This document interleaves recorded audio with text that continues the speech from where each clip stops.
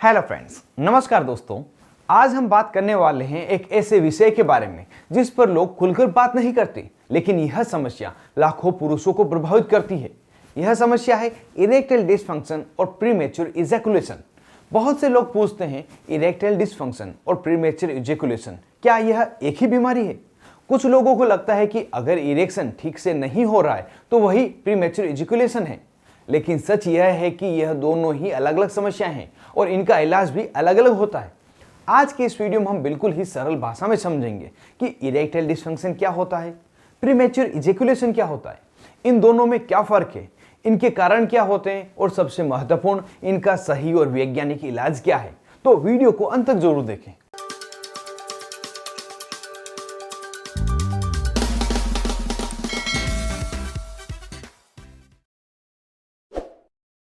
सबसे पहले समझते हैं इरेक्टाइल डिसफंक्शन क्या है।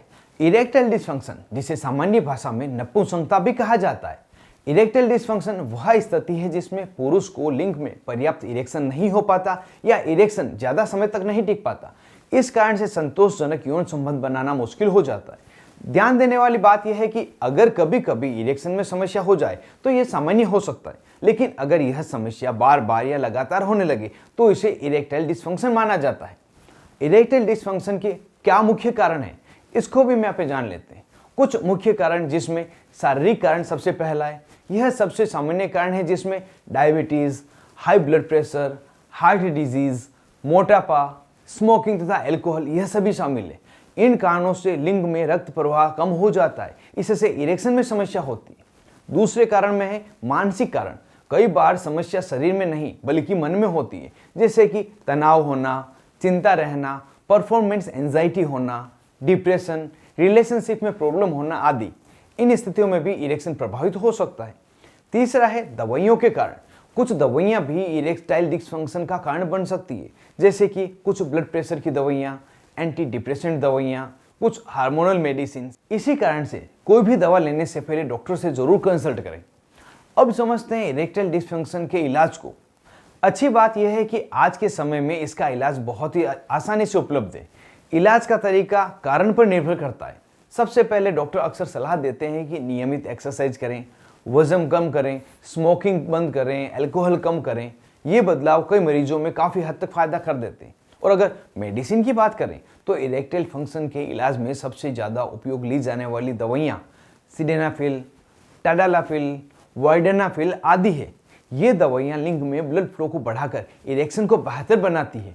और अगर इन दवाओं के बारे में आप पूरी डिटेल में वीडियो देखना चाहते हैं तो सबका मैंने सेपरेट वीडियो बनाए हैं। डिस्क्रिप्शन में उनका लिंक दिया है, उस वहाँ पे क्लिक करके किसी भी दवा के बारे में आप पूरी डिटेल जान सकते हैं। लेकिन यहाँ एक बहुत ही महत्वपूर्ण बात, इन दवाओं को डॉक्टर के सलाह के बगैर कभी नहीं लेना चाहिए। अब बात करते हैं दूसरी समस्या की, प्रीमेच्योर इजैकुलेशन। प्रीमेच्योर इजैकुलेशन का मतलब है बहुत ही जल्दी वीर्यपात हो जाना, यानी कि यौन संबंध शुरू होने के तुरंत बाद या बहुत ही कम समय में इजैकुलेशन हो जाना, और इस कारण से दोनों पार्टनर को संतोष नहीं मिलता। प्रीमेच्योर इजैकुलेशन के अगर कारणों को जाने तो इसके कई अलग अलग कारण हैं, जिसमें सबसे पहला कारण है मानसिक कारण, और ये सबसे सामान्य है। अगर किसी व्यक्ति को एंजाइटी, परफॉर्मेंस का प्रेशर होना, सेक्सुअल इनएक्सपीरियंस होना, रिलेशनशिप में स्ट्रेस आदि है तो यह समस्या हो सकती है। दूसरा कारण है जैविक कारण। कुछ मामलों में सेरोटोनिन का इम्बैलेंस होना, हार्मोनल चेंजेस होना, प्रोस्टेट की समस्या रहना, यह भी कारण हो सकते हैं। अब बात करते हैं प्रीमेच्योर इजैकुलेशन की इलाज की। डॉक्टर इस समस्या में कौन सी दवाइयां देते हैं? इस समस्या का इलाज भी आसानी से संभव है। कुछ टेक्निक्स बहुत ही मददगार होती है, जिसमें बिहेवियरल टेक्निक्स जैसे stop and start technique, squeeze technique, Kegel exercise आदि, इनसे इजैकुलेशन कंट्रोल करने में बेहतर हो सकता है। अगर मेडिसिन की बात करें तो कुछ दवाइयां भी उपयोग की जाती है, जैसे कि डेपोक्सिटिन टेबलेट, कुछ एंटी डिप्रेसेंट मेडिसिन। इसके अलावा कुछ डिसेंसिटाइजिंग मतलब स्किन को सुन्न करने वाली क्रीम तथा स्प्रे भी इस्तेमाल किए जाते हैं, लेकिन इसका उपयोग भी डॉक्टर की सलाह पे ही करना चाहिए, और इसी कारण से मैंने यहाँ दवाओं के बारे में विस्तार से नहीं बताए। अब सबसे महत्वपूर्ण सवाल, इरेक्टाइल डिसफंक्शन और प्रीमेच्योर इजैकुलेशन में क्या फ़र्क है? बहुत से लोग इन दोनों समस्याओं को एक ही समझ लेते हैं, लेकिन अंतर बहुत ही स्पष्ट है। इरेक्टाइल डिसफंक्शन में समस्या इरेक्शन की होती है, जबकि प्रीमेच्योर इजैकुलेशन में इरेक्शन तो होता है लेकिन वीर्यपात बहुत जल्दी हो जाता है। कई मरीजों में दोनों समस्याएं साथ भी हो सकती हैं। दोस्तों, इरेक्टाइल डिसफंक्शन और प्रीमेच्योर इजैकुलेशन दोनों समस्याएं बहुत ही आम हैं, लेकिन शर्म या झिझक के कारण लोग डॉक्टर के पास नहीं जाते। याद रखें, जितनी जल्दी सही सलाह ली जाए उतना जल्दी ही बेहतर इलाज संभव है। तो दोस्तों, आज के इस वीडियो में बस इतना ही।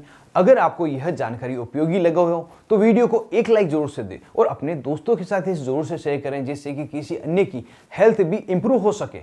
और अगर आप ऐसे ही दवाओं तथा बीमारी से जुड़ी हुई वैज्ञानिक और आसान जानकारी चाहते हैं तो अपने चैनल लर्न अबाउट मेडिसिन को सब्सक्राइब करना नहीं भूलें।